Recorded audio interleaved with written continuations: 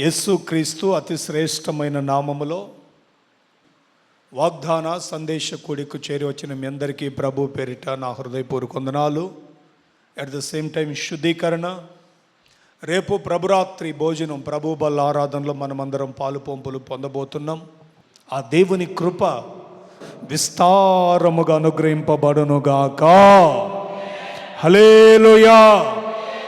సొలొమోను ఒక రోజు ప్రార్థన చేస్తూ ఏమన్నారంటే, నా తండ్రి, నన్ను కన్న నా తండ్రి అయిన దావీదుకి నీవు చేసిన వాగ్దానం నా జీవితంలో కూడా నెరవేర్చు. మానక ఈ సన్నిధిలో ఉన్న ప్రార్థనల మీద నీ చెవిని, ఈ సన్నిధిలో ఉన్న ప్రజల మీద నీ కను దృష్టిని నిలుపు అని అడిగాడు. ప్రార్థన చేశాడు. అలాంటి ప్రార్థన ప్రతి గుండె నుండి పెదవుల్లో నుంచి జాలువారి పరమందున్న పరిశుద్ధ నివాసమునకు గనుక ప్రార్థన చేరితే ఆ కుటుంబానికి ఒక గొప్ప కాపుదల దేవుడు దయచేస్తాడనేది వాస్తవం. మంచి మాట చదువుకుందాం. జకర్యా ప్రవచన గ్రంథం 8వ అధ్యాయం. జకర్యా ప్రవచన గ్రంథం 8వ అధ్యాయం 15వ వాక్య భాగాన్ని దైవజనరాలు చక్కగా మైక్లో చదువుతారు, వినండి మీరు. చాలా చక్కని వాగ్దానం. జకర్యా ప్రవచన గ్రంథం 8వ అధ్యాయం 15వ వచన భాగాన్ని చదువుదాం. చదవండి. ఆ మాట చాలా చక్కని మాట ఉంటుంది. ఈ కాలమున యెరూషలేమునకును, చూడండి, యెరూషలేమునకును యూదావారికిని ఉద్దేశించుచున్నాను గనుక, మేలు చేయ నుద్దేశించుచున్నాను గనుక భయపడకుడి. ఈ 7వ మాసం వాగ్దానం ఏమిటంటే, మేలు చేయ ఉద్దేశించుచున్నాను, భయపడకండి. అద్భుతమైన మాట. ఈ కాలమున యెరూషలేమునకును యూదావారికిని.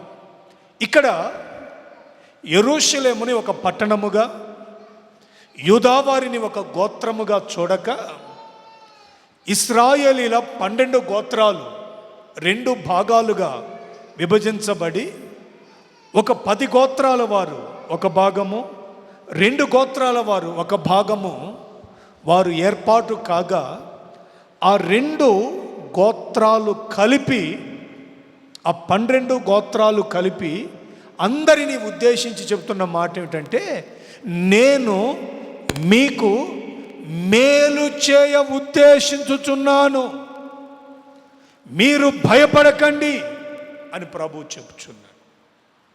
చాలా ఆశ్చర్యకరమైన మాట. మీ కుడి హస్తాన్ని ఆ వాక్యం మీద పెట్టండి. చిన్న ప్రార్థన చేస్తాను. ఈ మాసం మీరు ఊహించని మేలు ఆత్మ సంబంధమైన యెరూషలేమైన మీకు, ఆత్మ సంబంధమైన యూదావారైన మీకు ఖచ్చితంగా దేవుడు చేయునుగాక. చెప్పండి ఆమేన్. చిన్న తలలు వంచండి. చిన్న ప్రార్థన. ఆ వాక్యం మీద మీ కుడి హస్తాన్ని పెట్టండి అందరూ. పరమ తండ్రి, మీ వాగ్దానాన్ని విశ్వసిస్తున్నాం. యేసు నామములో మేలు కలుగునుగాక.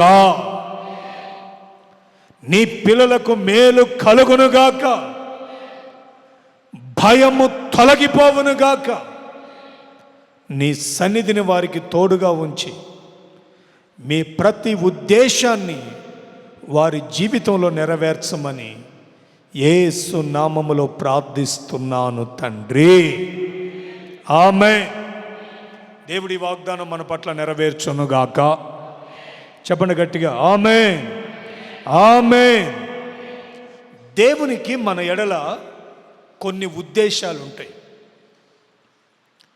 ఆ ఉద్దేశాలను మనం గ్రహించి ఆయన లేఖనమును అనుసరించి ఆయన త్రోవల యందు మనం ఎప్పుడైతే నడుస్తూ ఉంటామో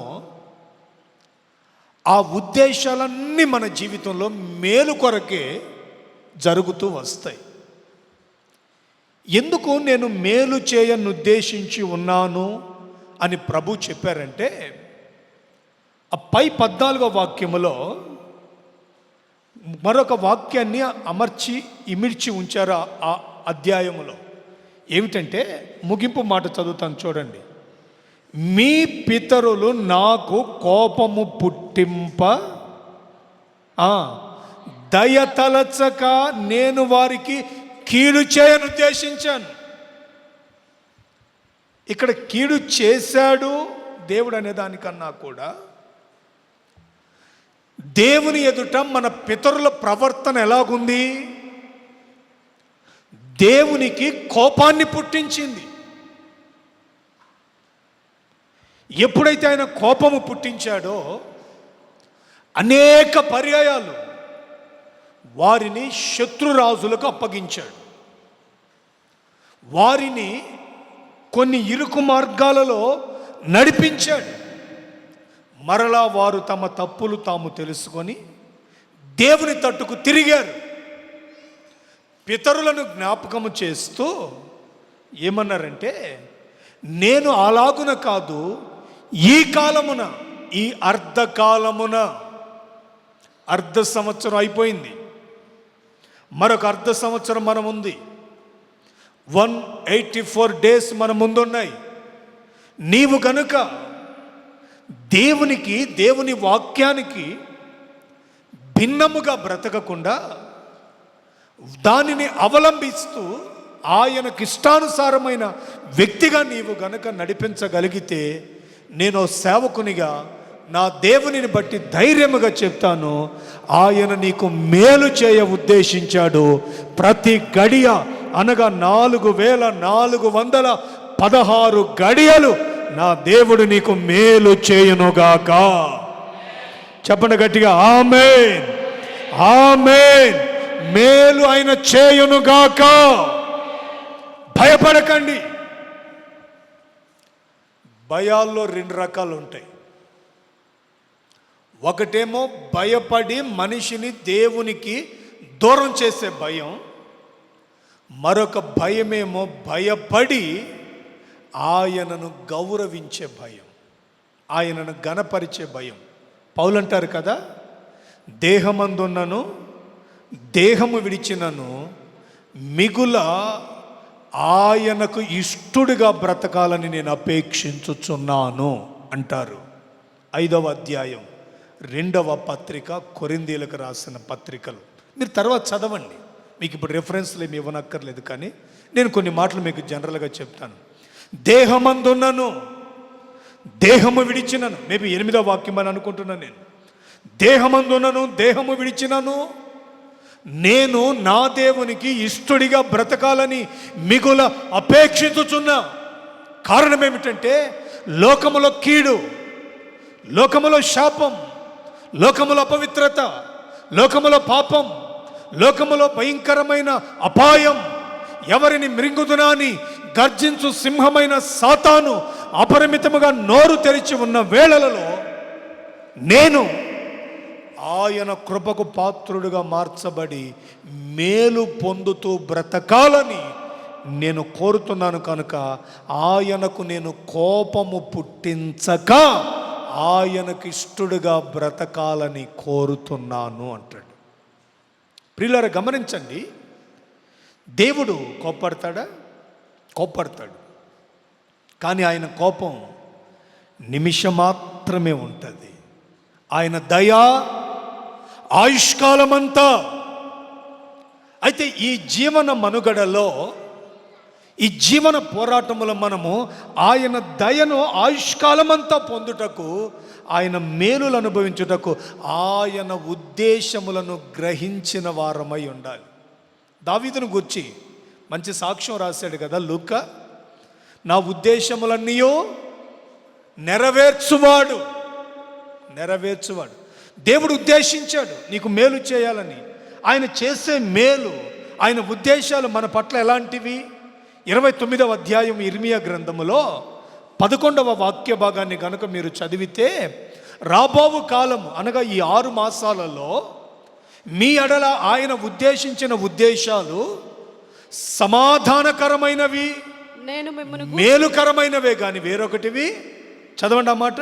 నేను మిమ్మును గూర్చి ఉద్దేశించిన నేను మిమ్ములను గూర్చి ఉద్దేశించిన సంగతులను నేను ఎరుగుదును. రాబోవు కాలమునందు, ఈ కాలం మన ఎదుట ఉంచిన అర్ధకాలం, రాబోవు కాలమందు మీకు నిరీక్షణ కలుగునట్లుగా, నీకు నాయందు నిరీక్షణ కలుగునట్లు అవి సమాధానకరమైన ఉద్దేశములే కానీ హానికరమైనవి కావు. చెప్పండి, ఎలాంటివి? హానికరమైనవి కావు. ప్రియులారా, మేలు చేయ ఉద్దేశించి ఉన్నాను. మీరు భయపడకండి. 6 మాసాలు భయపడుతూ బ్రతికారు. ఏమిటి జీవన వ్యవస్థ? ఏమిటి కుటుంబ పరిస్థితి? ఏమిటి బలహీనతలు? ఏమిటి అనారోగ్యం? ఏమిటి శాపం? ఎందుకు ఈ నెమ్మది లేని బ్రతుకు అని కలవరాల మధ్యలో కన్నీటిని అన్నపానాలుగా మార్చుకొని వాటినే దిగమింగుకుంటూ గుండెలలో చెప్పలేనంత భారాన్ని గూడు కట్టుకొని పెదవుల మీద నవ్వుతూ మనస్సులో కృంగిపోతూ బ్రతుకుతూ వచ్చేవేమో. 8760 గంటల ఈ సంవత్సర పరిమాణంలో 4344 గంటలు గడిచిపోయి ఇంకా 4416 గంటలు నీ ఎదుట ఉండగా, ఈ కాలమున అనగా ఈ అర్ధకాలమున నా దేవుని సన్నిధిలో నీతో ఆయన చేస్తున్న వాగ్దానం, ఖచ్చితంగా నీవు నా ఉద్దేశాన్ని కనుక ఎరిగి జీవిస్తే నీకు మేలు చేస్తాను కానీ కీడు కానీ హాని కానీ నీ దగ్గరకు రానివ్వడు. మాట ఇచ్చి మాట తప్పని దేవుడు ఆయన. స్తోత్రము కలుగును గాక. చెప్పండి హల్లెలూయా, హల్లెలూయా. ఈ వాగ్దానాన్ని ప్రతిరోజు ఎత్తిపట్టి, ప్రభువా నాకును నా కుటుంబానికి మేలు చేయి, నాకు నా పిల్లలకు మేలు చేయి, నన్ను నా బిడ్డలను ఆశీర్వదించు అని నీవు దేవుని సన్నిధిలో అడగగలిగితే నీకు మేలు చేయుటకు ఆయన ఆనందించుచున్న దేవుడట ఆయన. స్తోత్రం కలుగునుగాక. హల్లెలూయా. మేలు చేయటం అంటే ఏదో నెలకింత ఆర్థిక వనరులు ఇచ్చి, లేకపోతే నెలలో నీకు కావాల్సిన వాటికి మందులకి గట్రా వాటికి వీటికి సరిపడిన ఆర్థిక వనరులు సమకూర్చి ఏదో తాత్కాలికంగా ఉపశమనంతో కాదు. ఆయన మేలు చేస్తే ఎట్లుంటుందో తెలుసా? బైబిల్లో రాయబడి ఉన్న మాట ఏమిటంటే, మీరు కీర్తన గ్రంథం తర్వాత చదవండి, ఇంటికి వెళ్ళి, ఆయన సిద్ధపరిచిన మేలు, దాచి ఉంచిన మేలు నీవు ఎరుగకయే నీవు అనుగ్రహించేటట్లుగా, నీవు అనుభవించేటట్లుగా దేవుడు తప్పక చేస్తాడు. దాచిపెట్టాడు నీకు, అది నీ ఊహకందదు, నీవు దాన్ని ఊహించలేవు. బైబిల్ ఏం చెప్తుంది? దేవునిని ప్రేమించు వారికి సమస్తము సమకూడి జరుగుతాయి. ఆయన ఉద్దేశాలు మేలుకే, కీడుకు కాదు. దైవ వాక్యము సత్య సంబంధమైనది కాబట్టి మాట తప్పక నిన్ను ఆశీర్వదించి తన కృపలో భద్రపరిచే దేవుడు ఈ రోజున నీతో చెప్తున్నాడు, మేలు చేయ ఉద్దేశించి ఉన్నాను. మీరు భయపడొద్దు. దేని విషయమో మరి మీకు భయం కలుగుతుంది?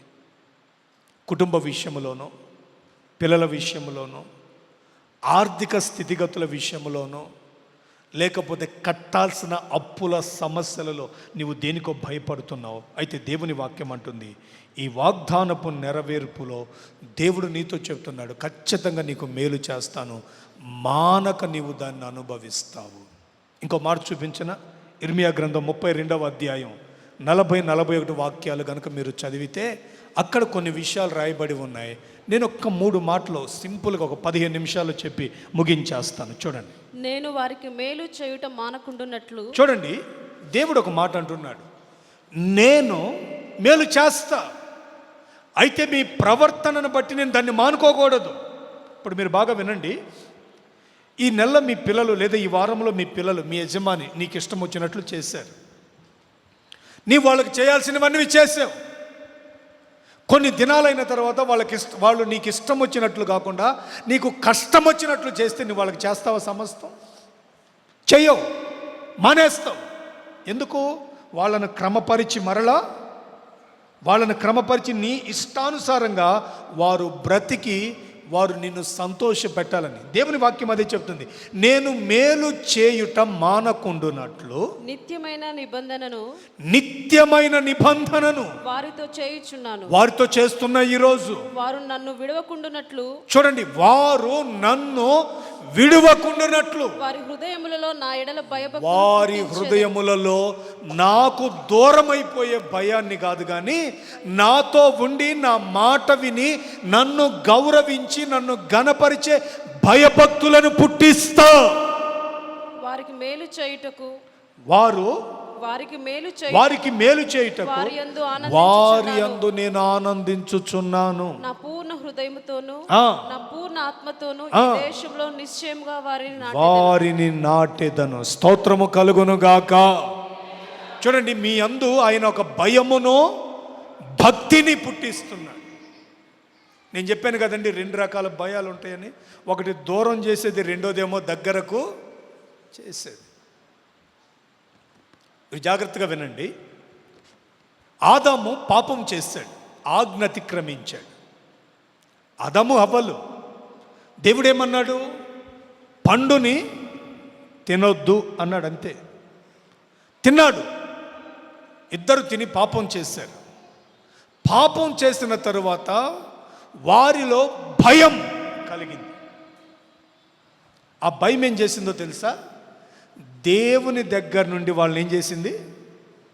దూరం చేసి చెట్టు చాటుకు తీసుకెళ్ళి. ఇది భయమే. కానీ నోవాహును గూర్చి కానీ, హానోకును గూర్చి కానీ, అబ్రహామును గూర్చి కానీ, ఇస్సాకును గూర్చి కానీ లేఖనాల పరిశోధన మనం చేస్తే వారు దేవునికి భయపడ్డారు, కానీ దేవునికి దగ్గరయ్యారు. దేవునికి దగ్గరయ్యి దేవుని యొక్క మేలులు పొందారు వాళ్ళు. అబ్రహాం, ఇందును బట్టి నీవు నాకు భయపడువాడవని నేను ఎరిగి ఉన్నాను అన్నాడు దేవుడు. ఆదాము భయపడి దూరమైపోయాడు. అబ్రహాము భయపడి హోరేబ్ అనే పరిశుద్ధ పర్వతము మీదకెక్కి తన కుమారుణ్ణి బలిపీఠం మీద పెట్టి దేవునికి దగ్గరైతే ఆ సర్వోన్నతుడైన దేవుడే వదకు తేబడిన గొర్రెపిల్ల వలె తల చిక్కుకొని ముళ్ళల్లో దాచబడిన గొర్రెపిల్లగా ఆ బలిపీఠం మీద వధించబడ్డాడు. అబ్రహాముకి, ఇస్సాకుకి మేలు కలిగింది. ఈరోజు నేను అంటాను, నీలో ఒక భయభక్తిని పుట్టిస్తున్నాడు. అదేమిటంటే దేవునికి దగ్గరయ్యి దేవుని యొక్క వాక్యానుసారంగా బ్రతికే భయాన్ని. 6 మాసాలు మీరు ఎలా జీవించారు నేను అడగను. మీ అంతరాత్మకు తెలుసు, మీ నడక తెలుసు, మీ పడక తెలుసు, మీ ఆలోచనలు తెలుసు, మీ క్రియలు తెలుసు, మీ తలంపులు తెలుసు, మీ ఊహలు తెలుసు. నీ పెదవుల నుండి నీ మాట రాకపోక మునిపే నీ అంతరంగములు ఏది మాట్లాడాలనుకుంటున్నావో అది దేవునికి తెలుసు. అయితే ఈరోజు ప్రభు అంటున్నాడు, ఈ కాలమున, ఈ అర్ధకాలమున నేను నీకు మేలు చేయబోతున్నాను. మేలు చేయ ఉద్దేశించాను కాబట్టి నాకు భయపడు. లోకానికి భయపడవద్దు, ప్రాణమును తీసేదానికి భయపడవద్దు, కానీ ప్రాణమును, ఆత్మను కూడా నరకానికి తీసుకెళ్ళి నాకు భయపడి నీవు దేవుని సన్నిధిలో నీవు మేలు పొందుటకు నీవు స్థిరముగా నిలిచి ఉండు. ఒక నిబంధన చేస్తున్నాడు ఈ కాలములో. ఇదే నిబంధన. ఏమిటా నిబంధన అంటే, నీకు మేలు చేయ ఉద్దేశించాను, నీతో ఒక ప్రమాణం చేస్తున్నాను, నీకు మేలు చేయ ఉద్దేశించాను, నా మేలులు అనుభవించు. ఆయన అన్నీ ఎవరివి? మనవే కదా. ఆయన అన్నీ మనవే. ఆయన సంపాదించిన సమస్తము మనదే. ఆ భూమి మీద ఉన్న సమస్త వనరులు, ఆకాశము, అగాధ సముద్రాలలో ఉన్న వనరులు కూడా ఆయనవి. ఆయనవన్నీ మనవి కనుక మనం వాటిని అనుభవించాలే, కానీ ఈ లోకంలో మేలుకు బదులు ప్రతి కీడును మనం అనుభవించకూడదు. నా ప్రియమైన సహోదరులారా, ఆ వాక్యంలో ఏమంటారు ఆయన? నేను నిత్య నిబంధన చేస్తున్నాను, నీలో ఒక భయభక్తిని పుట్టిస్తున్నాను, నీకు మేలు చేయుటకు నేను ఆనందించుచున్నాను. నీలో భయము భక్తి రెండు మిళితమై వాక్యానుసారమైన జీవితం ఉంటే ఆయన నీ అందు ఆనందిస్తాడు. ఆయన గనుక నీ అందు ఆనందించారంటే ప్రతి గడియ నీకు మేలు జరుగుతూనే వస్తుంది. స్తోత్రం కలుగును గాక. కొన్నిసార్లు మనం కూడా ఏం చేస్తామో తెలుసండి, మన పితరుల వలె ఆయనకు కోపాన్ని పుట్టిస్తాం. మన పితరుల వలె కోపాన్ని పుట్టిస్తాం. కీడెక్కడి నుండో రాదు, మేలైన దేవుని దగ్గర నుంచే రావాలి. కీడైనా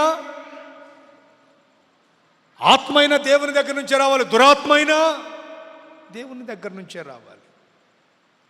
నీ క్రియలను బట్టి కీడు నీకు కలుగుతుంది. అట్ ద సేమ్ టైం అదే క్రియలు వాక్యానుసారమైనవైతే ప్రతిరోజు మేలే, మేలు వెంబడి మేలు.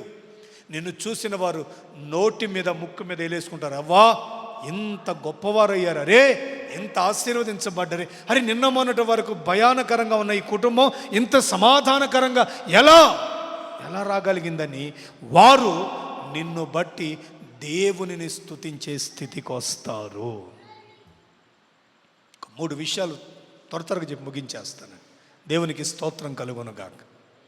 మీ అందరికీ చక్కని ప్రేమ విందు సిద్ధపరిచారు. నిస్సి బర్త్డే సందర్భంగా అందరూ భోంచేసి చక్కగా వెళ్దాం. మీకు ఒక మాట జ్ఞాపకం చేస్తాను. ఇప్పుడు మేలు చేయ ఉద్దేశించానన్నాడు కదా దేవుడు, నిత్య నిబంధన చేస్తున్నానన్నాడు కదా, నీ అందు ఆనందిస్తున్నానన్నాడు కదా. ఒక మాట, దేవునికి కొన్ని షరతులు ఉంటాయి. దేవునికి కొన్ని షరతులు ఉంటాయి. షరతులతో దేవుడు కొన్నిసార్లు పని చేస్తాడు, షరతులు లేకుండానే పని చేస్తాడు. 6 మాసాలు నీ యొక్క వైఖరిని బట్టి, లేదా నువ్వు ఏ నేపథ్యంలో జీవించావో, ఏ దృక్పథంతో జీవించావో ఆయన గమనించి ఎరిగి ఉన్నాడు. కాబట్టి ఈ రోజున నీతో కొన్ని షరతులు పెట్టి నీకు మేలు చేయటకు ఆయన ఇష్టపడుతున్నాడు. ఇప్పుడు చదువుదాం. అదే జకర్యా గ్రంథం 8వ అధ్యాయం 16, 17 వాక్యాలు చదువుదాం. ఇవి గనుక మీరు అనుసరిస్తే ఖచ్చితంగా మీకు మేలు జరుగునుగాక. ప్రతివాడు అమ్మా, ఇంట్లో ఉన్న ఒక్కరిద్దరు కాదు, ఇంట్లో 4 ఉంటే 4, 10 మంది ఉంటే 10 మంది, 5 ఉంటే 5, ప్రతివాడు తన పొరుగువానితో సత్యమే మాట్లాడాలి. సత్యమును బట్టి, ఇది మొదటి షరతు. వాక్యం అంతా మొదటి, సత్యమును బట్టి, సమాధానకరమైన న్యాయమును బట్టి మీ గుమ్మములో తీర్పు తీర్చవలెను. అది మొదటి. జాగ్రత్తగా వినండి. మొదటి షరతు ఏమిటి? ప్రతివాడు తన పొరుగువానితో చెప్పాలందరూ నోరు తెరిచి, ప్రతివాడు తన పొరుగువానితో కలలో కూడా అసత్యము నీ పొరుగువానితో నీవు చెప్పదు. నెక్స్ట్, తన పొరుగువాని మీద ఎవడును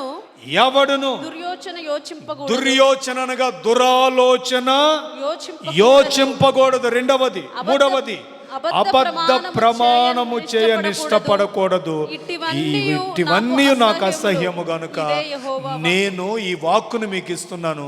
ఇవి గనుక మీరు చేయక సత్యము మాట్లాడి మంచి ఆలోచన కలిగి ఆయన సన్నిధిలో సత్య ప్రమాణము నీవు చేయగలిగితే ఖచ్చితంగా దేవుడు నీకు మేలు చేయునుగాక. చెప్పండి గట్టిగా ఆమేన్. షరతులతో కూడిన వాగ్దానం ఇది. ఏ వాగ్దానం? బట్టల షాప్కి వెళ్తారు కదా, అక్కడ ఒకటి రాసి ఉంటుంది, షరతులు వర్తిస్తాయి. దేవుడు కొన్నిసార్లు షరతులతో పని చేస్తాడు, కొన్నిసార్లు షరతులు లేకుండా పని చేస్తాడు. ఎందుకు షరతు పెట్టాడంటే మన పితరులు మనలాంటి వారే, మనలాంటి రక్తమాంసములు కలిగిన వారే, మనలాంటి శరీర సంబంధులే, మనలాంటి భయభక్తులు కలిగిన వారే, కానీ అనేకులు ఆయనకు ఇష్టలుగా ఉండకుండా ఆయనకు కోపాన్ని పుట్టించారట. క్రియల ద్వారా కోపం, మాటల ద్వారా కోపం, ఆలోచనల ద్వారా కోపం. అందుకే ఆయన అంటున్నాడు, ప్రతివాడు తన పొరుగువానికి సత్యమే చెప్పాలి, అసత్యమో. యేసు ప్రభు దగ్గరకు ఒకడు వచ్చి నీ పొరుగువాడిని ప్రేమించు అన్నాడు యేసయ్య. నా పొరుగువాడెవడు అని అన్నాడు. యేసయ్య ఒక చక్కని ఉపమానం చెప్పాడు. యేసయ్య ఉపమాన రీతిగా బోధించిన అనుభవాలు చాలా అద్భుతంగా ఉంటాయి కదా. బోలెడన్ని ఉపమానాలు యేసయ్య బోధించాడు. అందులో ఒక చిన్న ఉపమానం చెప్పారు. ఒకడు యెరూషలేము నుండి యెరికోకి దిగి వెళ్తున్నాడు. దొంగల చేత కొట్టబడ్డాడు. కొరప్రాణంతో మూలుగుతున్నాడు.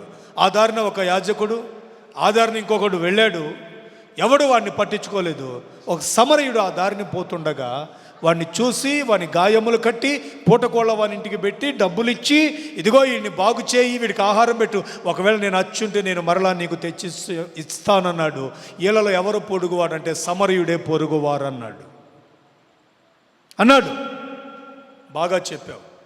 మరి ఇట్టి తన పొరుగువానికి మేలు చేయని వాడే కదా సత్య సంబంధి అని ప్రభు ఆ ఉపమానాన్ని ముగిస్తాడు. ఈరోజున ప్రియులారా, నేను అంటాను, సంఘములో ఉన్న మీరు ఒకరికొకరు, మీ రక్త సంబంధికులు ఒకరికొకరు, మీ తోడబుట్టిన వారు ఒకరికొకరు, మీ బంధువులు సత్యమే చెప్పుకోవాలి కానీ, సత్యమే పలకాలి కానీ అసత్యమో పలకకూడదు. ఎప్పుడైతే నువ్వు సత్యము చెప్తావో నీ సత్య ప్రవర్తనను బట్టి దేవునికి ఇష్టము కలిగి నీకు మేలు చేస్తాడు. అసత్యము చెప్తే అసత్యములాడు పెదవులు యెహోవాకు హేయము, వాటిని బట్టి మేలు జరగకపోగా దానిని కప్పిపుచ్చుకోవడానికి ఇంకొకటి చెప్పి దీనికి పర్యవస్థానం ఏంటంటే కీడును అనుభవిస్తాము. జాగ్రత్త. క్రైస్తవ జీవితం పెదవులతో జీవించేది కాదు, క్రియలతో జీవించేది. గాయు అనే ఒక సహోదరుని గురించి వాక్యం ఏం చెప్తుందంటే, మీ తర్వాత చదువుకోండి. యోహాను 3వ పత్రిక 1వ అధ్యాయం 3వ వాక్యములో ఏమని వ్రాయబడి, ఆ పత్రికలో 1వ అధ్యాయం 3వ వాక్యములో ఏమని వ్రాయబడి ఉందంటే, ఇదిగో నా పిల్లలు సత్యమును అనుసరించి, చదవండి ఆ మాట, అనుసరించి నడుచుకొనుచున్నావు గనుక సహోదరులు వచ్చి నీ సత్య ప్రవర్తనను గూర్చి సాక్ష్యము చెప్పగా విని బహుగా సంతోషించి తిని, నా పిల్లలు సత్యమును అనుసరించి నడుచుకొనుచున్నారన్న అని వినుట కంటే నాకు ఏది ఎక్కువ లేదు. ఏమండి, దేవుని పిల్లలు ఎలా నడవాలండి? సత్యమును అనుసరించి నడిస్తే మిగిలి ఉన్న 4416 గడియలు నీకు మేలే దేవుడు చేస్తాడు. స్తోత్రం కలుగునుగాక. కీర్తనకారుడు అంటాడు 86వ కీర్తన 16వ వాక్యంలో, నీ సత్యమును అనుసరించి నడుచుకున్నట్లు నీ మార్గాన్ని నాకు బోధించు. వాక్యము ద్వారా బోధించు అంటాడు. ఈరోజు చూడండి, అనేక మంది యేసు రక్తము చేత కడగబడినప్పటికీ, దైవ సన్నిధిలో ఉన్నప్పటికీ సత్య సంబంధమైన ప్రవర్తన లేని వారిగా జీవిస్తూ ఆ కుటుంబాలలో దేవునికి కోపాన్ని పుట్టించి కీడును అనుభవిస్తున్నారు కానీ మేలును అనుభవించట్లేదు. నా ప్రియమైన సహోదరులారా, దేవుని వాక్యం అంటుంది, సత్యవర్తనులు నాకు ఇష్టులు అంటాడు దేవుడు. 12:22 సామెతల గ్రంథములో సత్యవర్తనులు నాకు ఇష్టులు అంటాడు దేవాతి దేవుడు. గనుక ఆయన నీకు మేలు చేయను ఉద్దేశించున్నాడు కాబట్టి నీ పొరుగువానితో నీవు సత్యమే పలుకుతూ రావాలి. రెండవ మాట చెప్తాను, పొరుగువాని మీద దుర్యోచన అని ఉంటుంది. అంటే దురాలోచన ఎన్నడూ యోచింపకూడదు. మీకు ఎప్పటి నుంచో భూమి పుట్టినది మొదలుకొని వాక్యం మీకు తెలిసినది మొదలుకొని ఒక కథ, ఒక చరిత్ర చెప్తారు కదా, దావీదు సౌలు గురించి. దావీదుకి 10,000 కొలది అన్నారు, సౌలుకి 1,000 కొలది అన్నాడు. దావీదెవరు, సౌలెవరు? ఇద్దరు అభిషక్తులే. కానీ అభిషక్తుడైన వాడు కూడా దుర్యోచన చేశాడు. ఏమనంటే, వీడు నా రాజ్యానికి మరలా రాజు అవుతాడేమోనని తన పొరుగువాడైన దావీదు మీద ఈట ఒక్కసారి విసిరి గోడకు గుచ్చి చంపుదామని. ఇప్పుడు నరహత్య చేయటం కాదు కానీ బైబిల్ ఏమంటుందో తెలుసా? సహోదరుని ద్రోహి అంటేనే, చెప్పండి, నరహత్య. ఈరోజున ఊరికి మనం ఎన్నో మాటలు మన సహోదరులు అంటుంటాం. పొరపాటు అది. నా మాటలుగా దేవుని వాక్యం, ఈ కాలమున నేను నీకు మేలు చేయ ఉద్దేశించా, నా మాటకు లోబడు, నా షరతుకు లోపడు, నేను నీకు మేలు చేస్తా. నేను గుండెల మీద చేసుకొని నా దేవునిని బట్టి ఆనబెట్టి చెప్తున్నాను, ఈ 6 మాసాలు నీకు జరగని ప్రతి పని ఈ మాసం నుంచి దేవుడు జరిగించునుగాక. ఖచ్చితంగా దేవుడు జరిగిస్తాడు. నీ ఊహకందని కార్యాలు చేస్తాడు. నీవు దేవుని సన్నిధిలో సాక్షిగా నిలబడే సమయము ఆసన్నమైనది కనుక ఈ కాలమున యెరూషలేము వారికి, యూదా వారికి మేలు చేయను ఉద్దేశించాను కనుక మీరు భయపడకండి. భయపడకండి, నేను మేలు చేస్తాను. నీ పొరుగువానితో నీవు సత్యమే మాట్లాడు, సత్యమే మాట్లాడు. దుర్యోచన చేయొద్దు, దురాలోచన చేయొద్దు. ఏమైందండి? దావీదు ఏం పొరపాటు చేశాడు? శత్రు నుంచి కాపాడినందుక దురాలోచన? మంచి మాట చెప్పినందుక దురాలోచన? మేలు చేసినందుక దురాలోచన?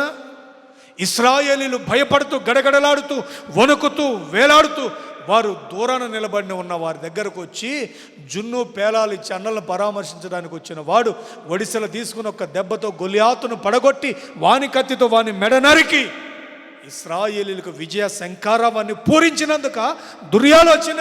ఈయన అభిషక్తుడు కదా, అభిషక్తుడైన వాడు దురాలోచన చేయొచ్చా? చేయకూడదే. సౌలెవరు? అభిషక్తుడు, క్రొత్త మనసు వచ్చిన వాడు. మరి అలాంటి వ్యక్తి దురాలోచన చేయకూడదు కదా. ఈరోజున అనేక మంది జీవితాలలో ఇదే నడవడి ఉంది. అభిషక్తులుగానే ఉంటున్నారు, ఆత్మపూర్ణులుగానే ఉంటున్నారు, కానీ తోటి పొరుగు వారి మీద దురాలోచనలు కలిగి వారితో సమాధానకరమైన జీవితము లేక మేలు పొందాల్సిన స్థలంలో కీడునే పొందుతున్నారు. మేలు జరగట్లేదు వారి కుటుంబాలకు. ఎక్కడున్నావే కుటుంబం అంటే అక్కడే ఉన్నా. ఎక్కడున్నావే గొంగడంటే వేసిన దగ్గరే ఉన్నాను. ఎదుగు లేదు, బొదుగు లేదు మన జీవితం. ఈ కాలమున అనే పదాన్ని ఎందుకు దేవుడు మనకిచ్చాడంటే, అర్ధకాలం గడిచిపోయింది కదా, హాఫ్ ఇయర్ గడిచిపోయింది కదా, ఈ హాఫ్ ఇయర్లోనైనా మనలో ఒక చేంజ్, పరివర్తన రావాలని దేవుడు కోరుతున్నాడు. మీ ఏళ్ళ ఆయన ఉద్దేశాలు చాలా గొప్పవండి, చాలా గొప్పవి. ఆఖరిగా అన్నారు ఆయన, అబద్ధ ప్రమాణముని పొరుగువానితో ఏది చేయొద్దు, చేయొద్దు, ఇష్టపడకూడదు. సొలొమోను ఒకసారి ప్రార్థన చేస్తున్నాడు. ఆ మాట చదివిస్తాను. సరే, సొలొమోను రాజుగా ఉంచటానికి దావీదు బెత్షెబాతో ఒక ప్రమాణం చేశాడు. ఆ ప్రమాణాన్ని చదివిస్తాను చూడండి. రాజుల మొదటి గ్రంథం 1వ అధ్యాయం 3వ వాక్యం చదవండి. ఈ ఒక్క మాట చదవండి, ప్రార్థన చేసుకుందాం. ఎక్స్ప్లెయిన్ చేసి వివరించడానికి మీకు ఇంకా గంట వివరించవచ్చు, కానీ సమయం 9 గంటలకు కావచ్చు. దిక్కులన్నిటిలో తిరిగి ఒక చక్కని చిన్నదాన్ని వెదకి. రాజుల మొదటి గ్రంథం 1వ అధ్యాయం 13వ వాక్యం. నీవు రాజు అయిన దావీదునొద్దకు పోయి, నీవు రాజు అయిన దావీదునొద్దకు పోయి, నా ఏలినవాడా, నా ఏలినవాడా, రాజా, రాజా, అవశ్యముగా నీ కుమారుడైన సొలొమోను, నీ కుమారుడైన సొలొమోను నా వెనుక ఏలువాడై సింహాసనము మీద ఆసీనుడగుడని నీ సేవకురాలనైన నాకు నీవు ప్రమాణపూర్వకంగా సెలవిచ్చితివే. మరి అదోనియా ఏలుచున్నటమేలా? అడగవలెను. అదోనియా ఏలుచున్నటమేలా? ఇక్కడ చూడండి, వారిద్దరు భార్యాభర్తలైనా కూడా వాళ్ళిద్దరి మధ్య ఏ ప్రమాణం ఉంది? సత్య ప్రమాణం. ఈరోజు కుటుంబానికి కీడు, లేకపోతే కుటుంబానికి శాపం, కుటుంబానికి ఆర్థిక ఇబ్బందులు, కుటుంబానికి కలవరం, కన్నీళ్ళు రావడానికి కారణం ఏంటంటే ఒకింట్లో ఉన్న భార్యాభర్తల మధ్య కూడా అబద్ధ ప్రమాణాలు, సత్య సంబంధమైన ప్రమాణాలు లేవు. ఏదో సరదాకి పెదవుల్లోంచి మాట వస్తుంది కదని మాట చెప్పేయటం అలా కాదు. దేవుని వాక్యం సత్యం, దేవుడు సత్యం, దేవుడే మార్గం, దేవుడే మనకు సమస్తం. మరి ఆ సమస్తమును చేయు దేవుని ఎదుట మనము సత్య ప్రమాణమే చేయాలి, కానీ అసత్య ప్రమాణాలు, అబద్ధ ప్రమాణాలు చేయకూడదు. ఎంత సింపుల్గా అబద్ధాలు చెప్తారో తెలుసండి కొంతమంది. ఒకటిది అక్కడ జరిగిందో ఒకటి చెప్పేది. కొన్నిసార్లు ఎవరైనా సాగుపోయినా కూడా చంపేస్తాం మనం. ఎందుకు? అక్కడ సన్నివేశాన్ని మనం తప్పించుకోవటానికి అక్కడ. అది కాదు, దానికి కీడే వస్తుంది, మేలు రాదు. నా మాట వినండి, పరివర్తన చెందండి. దేవుని వాక్యం అంటుంది, నీకు మేలు చేయ ఉద్దేశించున్నా భయపడకు, భయపడకు. అది సమాధానకరమైన మేలు. నీ అందు ఆనందించుచున్న నీవు భయభక్తులు కలిగి పొరుగువానితో సత్యమే మాట్లాడు. పొరుగువాని మీద దురాలోచన చేయకు. పొరుగువానితో అబద్ధ ప్రమాణం ఎన్నడూ చేయనిష్టపడకూడదు. 2 వాక్యాలు త్వరగా చదవండి. తిమోతి మొదటి పత్రిక 6వ అధ్యాయం 20వ వాక్యం చదవండి. ఏమని ఉందో త్వరగా వివరించను కానీ ముగించేస్తాను. తిమోతి మొదటి పత్రిక 6వ అధ్యాయం 20వ వాక్యం. ఓ తిమోతి, ఓ తిమోతి, నీకు అప్పగింపబడిన దానిని కాపాడి, చూడండి, నీకు అప్పగింపబడిన దాన్ని కాపాడి అపవిత్రమైన ఒట్టి మాటలకును ఆ, జ్ఞానమని అబద్ధముగా చెప్పబడిన చూడండి. విపరీత ఏంటండి? వాదములకును జ్ఞానమని అబద్ధముగా చెప్పబడిన విపరీత వాదములకు దూరముగా ఉండు. ఆ విషయములో ప్రవీణులమని కొందరు అనుకొని విశ్వాస విషయం తప్పిపోయిరి. ఇప్పుడు అబద్ధం ఆడితే దేనిలో తప్పిపోయినట్టు చెప్పండి. మన విశ్వాసం ఏంటి? యేసయ్య సత్యవంతుడు, మనం కూడా సత్యవంతులుగానే బ్రతకాలి. కొంతమంది అబద్ధం చెప్పి అది జ్ఞానం అనుకుంటారు. అబ్బా, జ్ఞానంగా తప్పుకుంచుకున్నామే అని అనుకుంటారు. పొరపాటు అది.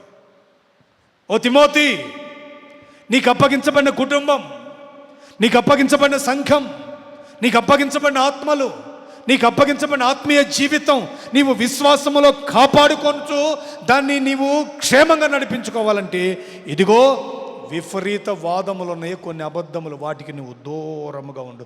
అబద్ధ ప్రమాణాలు ఎన్నడూ నీవు చేయొద్దు. చేస్తే చేస్తామన్నా, లేకపోతే లేదన్నాడు. అబద్ధ ప్రమాణాలు చేయకు. నా మాటలు ముగిస్తున్నాను. దేవుని వాక్యం అంటుంది అది జ్ఞానం అని అనుకుంటున్నారంట కొందరు. అనుకొని విశ్వాస విషయంలో తప్పిపోయారు. అననీయ సప్పీరాల పరిస్థితి తెలుసు కదా మనకి. పరిశుద్ధాత్ముని ఎందుకు మీరు మోసపరిచారు అన్నాడు. మనం సహోదరులం అనుకుంటున్నాం కానీ సహోదరుని దేహము దేవాలయం అని, ఆ ఆలయములో పరిశుద్ధాత్ముడు ఉన్నాడని తెలియకే మనం చెప్తున్నాం. 119వ కీర్తన 163వ వాక్యం ప్రార్థన చేసుకుందాం. 119వ కీర్తన 163వ చరణం. దావీదు మహారాజు చక్కని మాట, చాలా చక్కని మాట రాస్తారు. చూడండి, అబద్ధము నాకు అసహ్యము, అది నాకు హేయము. నీ ధర్మశాస్త్రం నాకు ప్రీతికరము. నీ న్యాయ విధులను బట్టి దినమునకు 7 మార్లు నేను నిన్ను స్తుతించుచున్నాను. నీ ధర్మశాస్త్రమును ప్రేమించిన వారెంతో నెమ్మదిగా ఉన్నారు. ఎంత అద్భుతమైన మాట అండి. ఈ షరతులతో కూడిన జీవితం, ఈ అర్ధకాలం నీవు నేను చేయగలిగితే ప్రతి దినము మేలు చేయు దేవుడు నిన్ను ఆశీర్వదించి నీకు ఆరోగ్యం ఇచ్చునుగాక. అపోస్తుల కార్యముల గ్రంథం 10వ అధ్యాయం 38వ వాక్య భాగం ప్రార్థన చేసుకుందాం. అదేదనగా దేవుడు నజరేయుడైన యేసును పరిశుద్ధాత్మతో శక్తితోను అభిషేకించుననున్నదియే దేవుడు ఆయనకు తోడై ఉండెను గనుక ఆయన మేలు చేచు అపవాది చేత పీడింపబడిన వారందరినీ స్వస్థపరచుచు సంచరించుచుండెను. హల్లెలూయా. ఈ మాటను బట్టి నేను చెప్తున్నాను, దేవుడు మీ ఇంట్లో సంచరించి మిమ్ములను ఆశీర్వదించి మీకు మేలు చేసి మిమ్ములను స్వస్థపరిచి దీర్ఘాయుష్మంతులుగా మార్చునుగాక. ఈ వాగ్దానం మీ జీవితంలో నెరవేరునుగాక. ప్రార్థన చేసి